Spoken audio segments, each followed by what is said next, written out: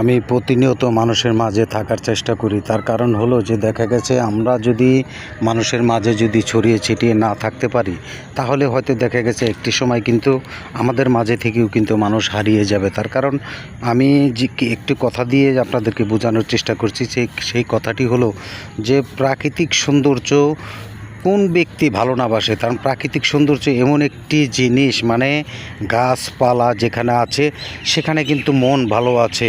আর এই প্রাকৃতিক সৌন্দর্যের মাঝে এত সুন্দর সুন্দর আবহাওয়া, বাতাস, এই বাতাসটি সবাই উপভোগ করার জন্য কিন্তু সবাই আমরা চেষ্টা করি। তার কারণ সেই অক্সিজেনটি কিন্তু আসে গাছপালা থেকে। সেই গাছপালা যদি আমরা নিজেরা লাগাই এবং কি তৈরি করি, তার কারণ গাছপালা যদি আপনি তৈরি করতে চান তাহলে কি করতে হবে, আপনার কিন্তু দেখা গেছে বাড়ির আনাচে কানাচে এবং কি রাস্তাঘাটে সব জায়গায় কিন্তু দেখা গেছে আপনার গাছপালা লাগাইতে হবে। গাছপালা যখন লাগাবেন তখন আপনার দেখবেন অক্সিজেন তৈরি হবে। সেই অক্সিজেনটি তৈরি করার জন্য অবশ্যই কিন্তু এই যে দেখতে পাচ্ছেন, আমি আপনাদেরকে যে জিনিসটি দেখানোর চেষ্টা করছি, যে এত সুন্দর সুন্দর যে গাছ, সেই গাছের নিচে যখন আপনি দাঁড়াবেন তখন বাতাস না থাকলেও তখন কিন্তু দেখবেন আলাদা একটা আনন্দ অনুভূতি, সেই জিনিসটি কিন্তু আপনি নেওয়ার চেষ্টা করবেন। কিন্তু সেই জিনিসটি তৈরি করতে হলে অবশ্যই এরকম সুন্দর সুন্দর গাছ লাগাইতে হবে অক্সিজেন উপভোগ করার জন্য।